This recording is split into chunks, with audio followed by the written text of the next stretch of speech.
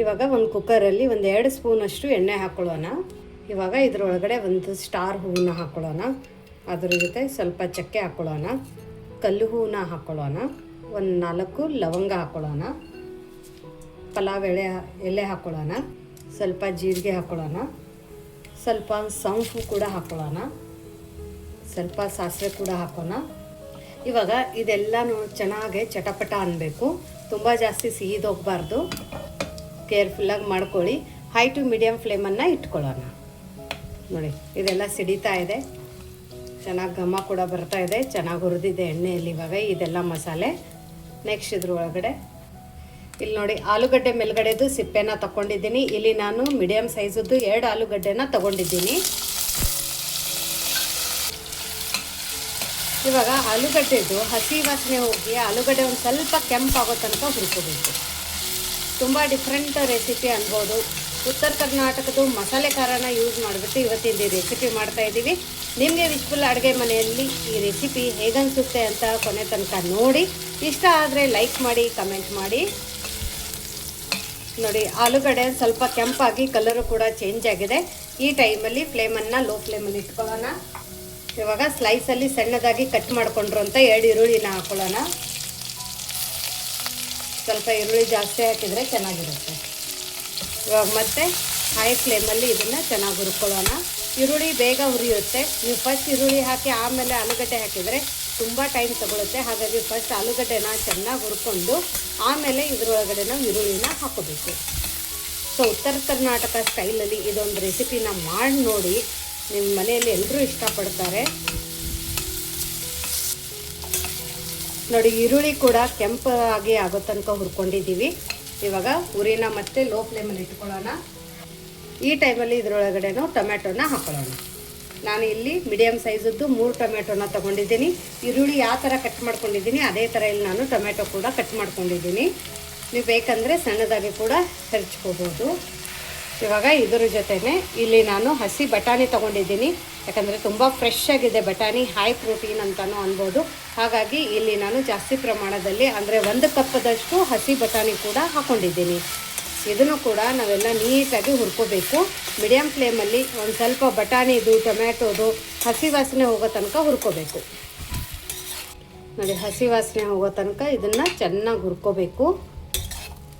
ಉರಿನ ಇವಾಗ high to medium ಫ್ಲೇಮಲ್ಲಿ ಇಟ್ಕೊಳ್ಳೋಣ. ತುಂಬ ದಿಢೀರಂತ ಆಗೋವಂಥ ಒಂದು ರೆಸಿಪಿ, ಕಡಿಮೆ ಇಂಗ್ರೀಡಿಯೆಂಟ್ಸಲ್ಲಿ ಮಾಡ್ಕೊಳ್ಳುವಂಥ ಒಂದು ರೆಸಿಪಿ ಅನ್ಬೋದು. ಇದು ಹೆಂಗಂದರೆ ಈ ರೆಸಿಪಿ ನೀವು ಬೇಕಂದರೆ ಗಡಿಬಿಡಿಯಲ್ಲಿ ಮಾರ್ನಿಂಗು ಕೂಡ ಮಾಡಿಕೊಡ್ಬೋದು. ಮಕ್ಕಳು ಲಂಚ್ ಬಾಕ್ಸಿಗೆ, ಬ್ರೇಕ್ಫಾಸ್ಟ್ಗೆ, ಡಿನ್ನರ್ಗೆ ಎನಿ ಟೈಮ್ ಮಾಡ್ಕೊಳ್ಳುವಂಥ ಒಂದು ರೆಸಿಪಿ ಅಂತಲೂ ಅನ್ಬೋದು.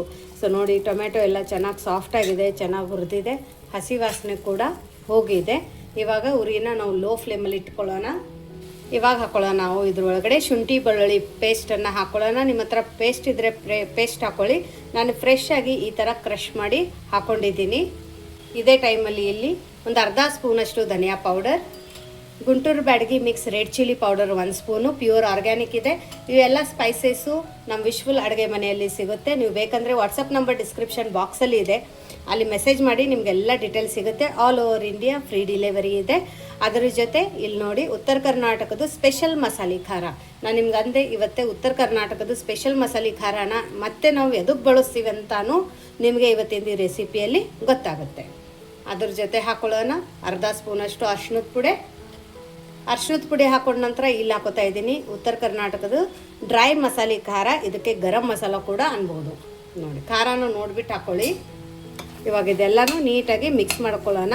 ನೀವು ಶುಂಠಿ ಬೆಳ್ಳುಳ್ಳಿ ಮುಂಚೆನೇ ಹಾಕೋಬೇಕು ಎಣ್ಣೆಯಲ್ಲಿ ಅಂತ ಇದ್ದರೆ ನೀವು ಮುಂಚೆನೂ ಕೂಡ ಹಾಕೋಬೋದು. ಬಟ್ ಈ ಥರ ಮಾಡಿ ನೋಡಿ, ತುಂಬ ಸಖತ್ತಾಗಿ ನಿಮಗೆ ಫ್ಲೇವರು ಟೇಸ್ಟ್ ಬರುತ್ತೆ. ಹೋಟೆಲಲ್ಲಿ ಯಾವ ಥರ ಮಾಡ್ತಾರೆ ಅದೇ ಥರ ಇರುತ್ತೆ. ಬಟ್ ಟ್ವಿಸ್ಟ್ ಏನಪ್ಪ ಇದರಲ್ಲಿ ಅಂದರೆ ಉತ್ತರ ಕರ್ನಾಟಕದ ಮಸಾಲೆ ಖಾರ ಹಾಕಿ ನೀವು ಇವತ್ತಿಂದು ಈ ಪೀಸ್ ಪಲಾವ್ ಮಾಡ್ತಾ ಇದ್ದರೆ ನಿಮ್ಗೆ ಅದು ಫ್ಲೇವರು, ಆ ಟೇಸ್ಟು, ಎಕ್ಸ್ಟ್ರಾ ರುಬ್ಬಿ ಹಾಕೋ ಮಸಾಲೆ ನಿಮಗೆಲ್ಲದರಲ್ಲಿನೂ ಡಿಫ್ರೆನ್ಸ್ ಗೊತ್ತಾಗುತ್ತೆ. ಇದು ಎಲ್ಲದಕ್ಕೂ ಏಟ್ ಕೊಡುತ್ತೆ ಅಂತಲೂ ಕೂಡ ಅನ್ಬೋದು.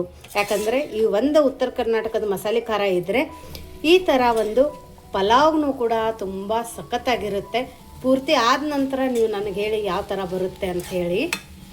ನೋಡಿ ಈ ಎಲ್ಲ ಮಸಾಲೆ ಹಾಕೊಂಡ ನಂತರ ಇದನ್ನು ನಾವು ನೀಟಾಗಿ ಒಂದು ಸರ್ತಿ ಚೆನ್ನಾಗಿ ತಿರುಗಿಸ್ಕೊಂಡಿದ್ದೀವಿ. ನೆಕ್ಸ್ಟ್ ಇವಾಗ ಇದ್ರ ಒಳಗಡೆ ಬಿಸಿ ಬಿಸಿ ನೀರನ್ನು ಹಾಕೊಳ್ಳೋಣ. ನಾನು ಒಂದು ಸ್ವಲ್ಪ ನೀರನ್ನು ಕಾಸ್ಕೊಂಡು ಹಾಕೋತಾ ಇದ್ದೀನಿ. ನೀರು ಎಷ್ಟು ಹಾಕಬೇಕು ಅಂದರೆ ಅಕ್ಕಿ ಮೇಲೆ ಡಿಪೆಂಡ್ ಆಗುತ್ತೆ. ಬಾಸ್ಮತಿ ಇದ್ದರೆ ಬಾಸ್ಮತಿ ಒಂದೊಂದು ಜಾಸ್ತಿ ತೊಗೊಳುತ್ತೆ, ಒಂದೊಂದು ಸ್ವಲ್ಪ ಕಡಿಮೆ ತೊಗೊಳುತ್ತೆ. ಸೊ ನೀವು ಮನೆಯಲ್ಲಿ ಯಾವ ಅಕ್ಕಿನ ಬಳಸ್ತೀರಾ ಆ ಅಕ್ಕಿನ ನೋಡಿಬಿಟ್ಟು ಇಲ್ಲಿ ನೀವು ನೀರನ್ನು ಹಾಕೋಬೋದು. ಸೊ ನೋಡಿ, ಇವಾಗ ನಾನು ಇಲ್ಲಿ ಇಷ್ಟು ನೀರನ್ನು ಹಾಕ್ಕೊಂಡಿದ್ದೀನಿ. ಇವಾಗ ರುಚಿಗೆ ತಕ್ಕಷ್ಟು ಉಪ್ಪನ್ನು ಹಾಕೊಳ್ಳೋಣ. ಇದನ್ನು ನೀಟಾಗಿ ಮಿಕ್ಸ್ ಮಾಡಿಕೊಂಡು ಇದಕ್ಕೆ ಒಂದು ಕುದಿ ಬರೋ ತನಕ ನಾವು ವೇಟ್ ಮಾಡಬೇಕು. ಉರಿನ ನೀವು ಹೈ ಟು ಮೀಡಿಯಮ್ ಫ್ಲೇಮಲ್ಲಿ ಇಟ್ಟಿದ್ರೂ ನಡೆಯುತ್ತೆ, ಯಾಕಂದರೆ ಇದು ಬರೀ ನಮಗೆ ಕುದಿ ತಪ್ಪಿಸ್ಕೋಬೇಕಾಗಿದೆ. ಸೊ ಹಾಗಾಗಿ ಫಸ್ಟ್ ಇದನ್ನು ಒಂದು ಕುದಿ ಬರಲಿ, ಆಮೇಲೆ ಏನು ಮಾಡೋದು ಅಂತ ನೋಡೋಣ. ಈ ಟೈಮಲ್ಲಿ ನೀವು ಖಾರ, ಉಪ್ಪು, ಹುಳಿನ ಚೆಕ್ ಮಾಡ್ಕೋಬೋದು. ಸಖತ್ತಾಗಿದೆ ಎಲ್ಲದನ್ನೂ ನೋಡಿ. ಇಲ್ಲಿ ಇದು ಚೆನ್ನಾಗಿ ಕುದಿ ಬರ್ತಾ ಇದೆ.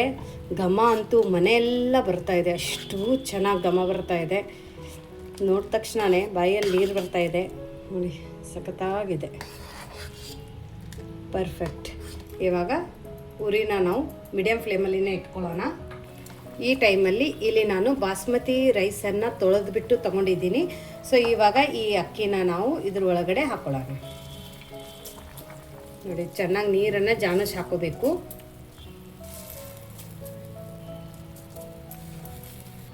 ನೋಡಿ, ಇವಾಗ ಇದನ್ನು ಚೆನ್ನಾಗಿ ಕೈ ಆಡಿಸೋಣ.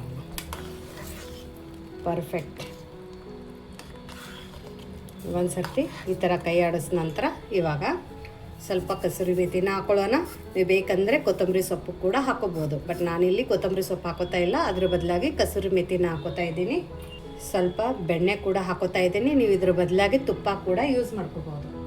ಇವಾಗ ಹಾಕೊಳ್ಳೋಣ ಸ್ವಲ್ಪ ಹಾಲು, ಯಾಕಂದರೆ ಹಾಲು ಹಾಕೋದ್ರಿಂದ ತುಂಬ ಸಖತ್ತಾಗಿ ಫ್ಲೇವರು ಟೇಸ್ಟ್ ಬರುತ್ತೆ. ಹಾಗಾಗಿ 1/4 ಕಪ್ಪದಷ್ಟು ಇಲ್ಲಿ ನಾನು ಹಾಲನ್ನು ಹಾಕೋತಾ ಇದ್ದೀನಿ. ಇದನ್ನು ಇವಾಗ ಮಿಕ್ಸ್ ಮಾಡ್ಕೊಳ್ಳೋಣ. ನೀವು ಒಂದು ಸರ್ತಿ ಈ ಥರ ಮಾಡಿ ನೋಡಿ, ಫಿದಾ ಆಗ್ತೀರಾ ಈ ಪೀಸ್ ಪಲಾವ್ ಮೇಲೆ. ನೀವು ಪಲಾವ್ ತಿನ್ನಲ್ಲ ಅನ್ನೋರ್ನು ಕೂಡ ಪಲಾವನ್ನು ತಿನ್ನೋಕೆ ಸ್ಟಾರ್ಟ್ ಮಾಡ್ತಾರೆ. ಈ ಉತ್ತರ ಕರ್ನಾಟಕ ಸ್ಟೈಲಲ್ಲಿ ಒಂದು ಸರ್ತಿ ಇದನ್ನು ಮಾಡಿ ನೋಡಿ, ಆಮೇಲೆ ಕಮೆಂಟ್ ಹಾಕಿ ನೋಡಿ. ಇವಾಗ ಫ್ಲೇಮನ್ನು ನಾನು ಇನ್ನು ಮೀಡಿಯಮ್ ಫ್ಲೇಮಲ್ಲಿನೇ ಇಟ್ಕೊಂಡಿದ್ದೀನಿ, ಯಾಕಂದರೆ ಇದು ಚೆನ್ನಾಗಿ ಕುದಿ ಬರಬೇಕು. ಹಾಲು ಹಾಕಬೇಕಾದ್ರೆ ಸ್ವಲ್ಪ ನೀರಿನ ಕ್ವಾಂಟಿಟಿನ ಕಡಿಮೆ ಮಾಡಿ ಹಾಲನ್ನು ಹಾಕೋಬೋದು. ನೋಡಿ, ಈ ಥರ ಮಾಡಬೇಕಾದ್ರೆ ಇಮಿಡಿಯೇಟಾಗಿ ಲಿಡ್ಡನ್ನು ಹಾಕೋಬಾರ್ದು. ಅಕ್ಕಿ ಹಾಕಿದ ನಂತರನೂ ಇದು ಚೆನ್ನಾಗಿ ಕುದಿ ಬರಬೇಕು, ಆವಾಗಲೇ ನಾವು ಲಿಡ್ಡನ್ನು ಕ್ಲೋಸ್ ಮಾಡಬೇಕು. ನೀವು ಮುಂಚೆನೇ ಲಿಡ್ಡನ್ನು ಕ್ಲೋಸ್ ಮಾಡಿದರೆ ನಮ್ಮದು ಇದು ಪೀಸ್ ಪಲಾವ್ ಇದೆಯಲ್ಲ ಅಂಟಂಟಾಗುತ್ತೆ. ಹಾಗಾಗಿ ನಾವು ಇದನ್ನು ಇಮಿಡಿಯೇಟಾಗಿ ಲಿಡ್ಡನ್ನು ಅಕ್ಕಿ ಹಾಕಿದ ತಕ್ಷಣ ಕ್ಲೋಸ್ ಮಾಡಬಾರ್ದು. ಇದು ಮೇನ್ ಟಿಪ್ಸು. ಇನ್ನೂ ಒಂದು ಸೀಕ್ರೆಟ್ ಇಂಗ್ರೀಡಿಯೆಂಟ್ಸ್ ಅಂದರೆ ಉತ್ತರ ಕರ್ನಾಟಕದ ಮಸಾಲೆ ಖಾರ ಮತ್ತು ಹಾಲು. ನೋಡಿ, ಇವಾಗ ಇದನ್ನು ಮತ್ತೊಂದು ಸರ್ತಿ ನೀಟಾಗಿ ಮಿಕ್ಸ್ ಮಾಡಿಕೊಂಡಾಗಿದೆ. ಇವಾಗ ನೋಡಿ, ಹಾಲು ಹಾಕಿದ ನಂತರ ಇದ್ರ ಕನ್ಸಿಸ್ಟೆನ್ಸಿನೂ ನೀವು ಇಲ್ಲಿ ನೋಡ್ಬೋದು, ಎಷ್ಟು ಪರ್ಫೆಕ್ಟಾಗಿ ಬಂದಿದೆ ನೋಡಿ. ಇದು ಒಂದು ಸರ್ತಿ ಮತ್ತೆ ಮಿಕ್ಸ್ ಮಾಡ್ಕೊಳ್ಳೋಣ. ಇದು ಕುದಿ ಬರ್ತಾ ಇದೆ, ಇಲ್ಲಿ ನೀವು ನೋಡ್ಬೋದು ನೋಡಿ. ಈ ಥರ ಕುದಿ ಬರ್ತಾ ಇದೆಯಲ್ಲ, ಈ ಟೈಮಲ್ಲಿ ಇಲ್ಲಿ ನಾವು ಇದನ್ನು ಲಿಡ್ಡನ್ನು ಕ್ಲೋಸ್ ಮಾಡ್ಕೊಳ್ಳೋಣ. ಆಮೇಲೆ ವಿಸಲನ್ನು ಹಾಕಿಬಿಟ್ಟು 2 ವಿಸಲನ್ನು ತಗೊಳ್ಳೋಣ. ಲೋ ಟು ಮೀಡಿಯಮ್ ಫ್ಲೇಮಲ್ಲಿ 2 ವಿಸಲನ್ನು ತಗೊಂಡು ಬರೋಣ. ನೋಡಿ, ವಿಸಲ್ ಆಗಿದೆ, 2 ವಿಸಲ್ ಆಗಿದೆ. ಇವಾಗ ನಾವು ತೆಗೆದು ನೋಡೋಣ. ನೋಡಿ, ಪರ್ಫೆಕ್ಟಾಗಿ ಪಲಾವ್ ಬಂದಿದೆ, ಇಲ್ಲಿ ನೀವು ನೋಡ್ಬೋದು. ವಾವ್, ಸೂಪರಾಗಿ ಬಂದಿದೆ ನೋಡಿ. ನೋಡಿ, ಬಿಸಿ ಬಿಸಿ ಪಲಾವ್ ಈ ಥರ ಬಾಳೆ ಎಲೆ ಮೇಲೆ ಹಾಕ್ಕೊಟ್ರೆ ಹೆಂಗಿರುತ್ತೆ ಆಶಾ? ಸೂಪರಾಗಿರುತ್ತೆ ಪ್ರತಿಭಾ. ನೋಡಿ, ತುಂಬ ಡಿಫ್ರೆಂಟು ಪಲಾವ್. ಉತ್ತರ ಕರ್ನಾಟಕದ ಮಸಾಲೆ ಖಾರ ಹಾಕಿ ಮಾಡಿಕೊಂಡಿರುವಂಥ ಒಂದು ಪಲಾವ್ ಅಂತಲೂ ಕೂಡ ಅನ್ಬೋದು. ನೋಡಿ, ಬಿಸಿ ಬಿಸಿ ಪಲಾವ್ ಜೊತೆ ಮೊಸರು ಬಜ್ಜಿ ನೀವು ಇದೇ ಥರ ಕೂಡ ತಿನ್ಕೋಬೋದು. ನೋಡಿ, ಹಾಲು ಹಾಕಿದ್ವಲ್ಲ, ಎಷ್ಟು ಸಖತ್ತಾಗಿ, ಎಷ್ಟು ನೋಡಿದ್ರೆ ಅಗಳು ಕೂಡ ತುಂಬ ಪರ್ಫೆಕ್ಟಾಗಿ ಬಂದಿದೆ, ಮತ್ತು ಅಂಟಿಲ್ಲ, ತುಂಬ ಚೆನ್ನಾಗಿ ಉದ್ರಾಗಿ ಕೂಡ ಬಂದಿದೆ. ನಾನು ಹಾಕಬೇಕಾದ್ರೆ ನೀವು ನೋಡಿರ್ಬೋದು. ಇವಾಗ ಇದನ್ನು ಟೇಸ್ಟ್ ಮಾಡಿ ನೋಡೋಣ. ಇದೇ ಥರ ಟೇಸ್ಟ್ ಮಾಡ ಆಶಾ, ಹೆಂಗೆ ಬಂದಿದೆ ನೋಡು. ಸೂಪರಾಗಿದೆ ಪ್ರತಿಭಾ. ಚೆನ್ನಾಗೈತೆ ಆಶಾ? ಸೂಪರ್ ಅಂದರೆ ಸೂಪರಾಗಿದೆ ನೋಡಿ. ಈ ಥರ ತಿಂತಾ ಇದ್ದರೆ ಡಿಫ್ರೆಂಟಾಗಿ ಮಾಡ್ಕೊಂಡಿರೋಂಥ ಈ ಪೀಸ್ ಪಲಾವ್ ರೆಸಿಪಿ ನಿಮಗೆ ಹೇಗೆ ಅನ್ನಿಸ್ತು ಅಂತ ಕಮೆಂಟ್ ಮೂಲಕ ತಿಳಿಸೋದನ್ನು ಮರಿಬೇಡಿ. ಮತ್ತೆ ಸಿಗೋಣ ಇದೇ ಥರ ಹೊಸ ಹೊಸ ರುಚಿ, ಹೊಸ ಹೊಸ ಅಡುಗೆ ಜೊತೆ ನಮ್ಮ ವಿಶ್ಫುಲ್ ಅಡುಗೆ ಮನೆಯಲ್ಲಿ. Thank you.